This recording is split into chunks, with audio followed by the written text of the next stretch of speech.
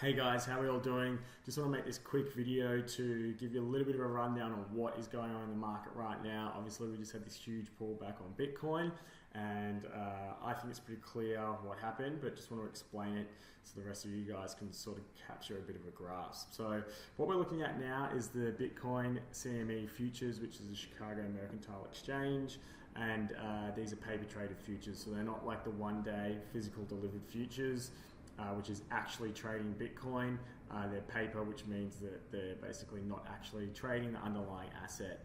So Bakkt is actually going to be trading the underlying asset, which is going to basically affect the supply and demand on the market of actual physical Bitcoin. So that's why something like Bakkt is so important, and I think is going to have a massive impact, and that's coming out later on this year in July is scheduled for currently. But let's get back to the task at hand and what is actually happening right now.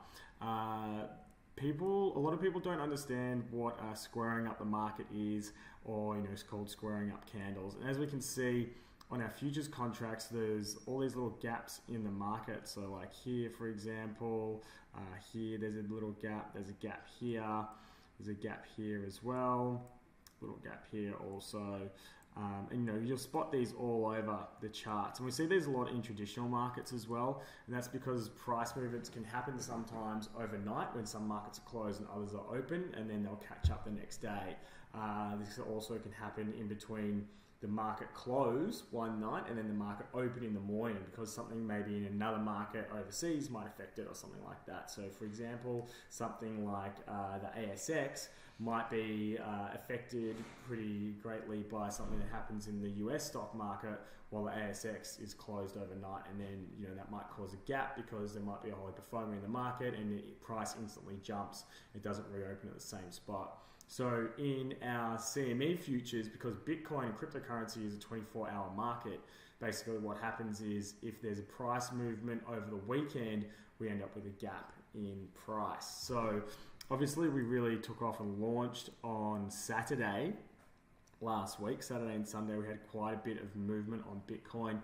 We went and broke through the 6K level, and then we reopened 15 or about 14% higher on the Monday. So over the 2-day break, we went from about 6K to about 6.2K to 7.2K, and obviously left this huge gap in the market. And the reason why price always comes back and squares up the candles is because market makers, who basically are delta neutral, they don't care if the price goes up or down. They're constantly putting orders in to make the market, which means they set the order prices so that we can come in and place an order and that order gets filled. So generally most people are market takers, especially if you're somebody who market buys all the time, which I suggest that you don't, because it chews out your fees. But if you're a market taker consistently, a lot of the time you will be buying from these people called market makers, the people who set the orders in the market to give it price structure and basically to make sure that there's liquidity there, so that when you do go to make a trade, that there's somebody on the other side of the trade picking it up. And what they do is they set a whole heap of orders around the actual price, and they're just constantly buying and selling into their orders, and they make a lot of money when the price doesn't move very much. And so when they actually when we have a big price movement over the weekend that causes a gap like this, actually they will have market makers will have a lot of open orders down in this area here, which will be underwater, which is why we need to square up the candles so that they can get out of the market. And on CME futures, these guys are betting millions and millions and millions of dollars. I think the smallest contract is $100,000 or $200,000 basically. So that gives you an idea, and these guys are betting mega money. It's a lot of institutional traders and stuff like that, and people who are extremely wealthy. And so they're not about to take a huge loss by letting Bitcoin just run off in the other direction without coming back to square up the candle and for them to get out. And you can see the price of the market close is pretty much exactly, maybe with a tiny little gap there of a couple of dollars, is where we came back to before we found support, and they cleared out their order books. And they would have basically had shorts here that were underwater, and they basically came down, cleared out the shorts, and that longed back into that and pushed the price back up. So basically all this is about is market makers being able to get out and get their price back to where it was before the jump in the market. Now this happens in pretty much every market around the world. It happens a lot in Forex. Price will always come back at some point to fill the gap. As we can see here, there was a gap down here and it took a little while, but eventually we came back up and we filled that gap right here. Right, and the market makers got out, and then we came back down, left another gap here, came back out, tagged it, and then we got back down. We didn't get back down to fill this gap here until all the way back over here if we didn't come up and take that out there. So obviously gapped up here, closed that gap there, and then we went back down to close this gap that we left there. Right, and it's exactly the same thing here, all the same, here the same, here the same. There was a gap left here, came back down to fill it, then we moved back up. So yeah, basically we went up a little bit too quick here, so we came back down to fill up the gap as we ran pretty hard over the weekend. So how did they manage to pull this off? My theory at the moment is that BitMEX is really running the market, and they're definitely one of the leaders in the market, that's for sure, because there's so much volume there at the moment. So if we go take a look at BitMEX, because they're one of the market leaders in volume, and there's so much Bitcoin exchanged on this market, especially because of you have 100%, so you have 100x leverage on this market.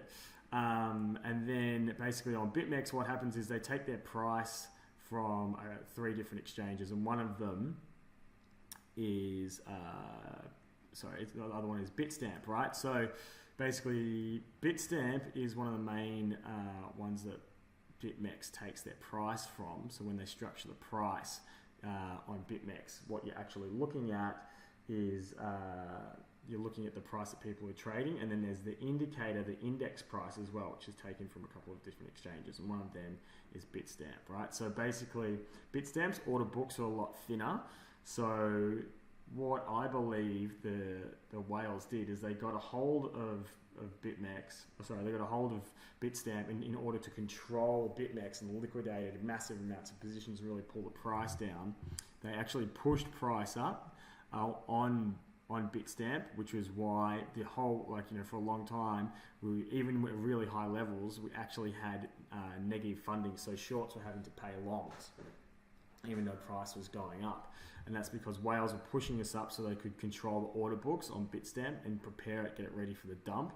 And then, that's why we had the perfect Wyckoff distribution phase here. We had, so almost a perfect Wyckoff distribution pattern. And because they were getting out of their longs, that they pushed us up. So it was about this area here that they pushed us up, right? And then they wanted to get out of these longs so that they could close the gap from the weekend down here, right? So basically, we had the distribution phase, and then they decided to dump us really hard on Bitstamp, which obviously affects the price on other exchanges because there's arbitrage and everything like that, right? So Kraken is one of the other ones. And so it affects the price across the exchanges that we take our index price on BitMEX from. And then what that does, it lowers the price on BitMEX quite rapidly, and that starts to hit liquidations, which affects the actual price of BitMEX. And then that starts to cascade, and then that brings down the rest of the exchanges as well. Everybody starts arbitraging, and it sort of cascades down, and then we end up with this ridiculous wick. And the big boys got what they wanted. It came all the way down to their price point, about 6.3.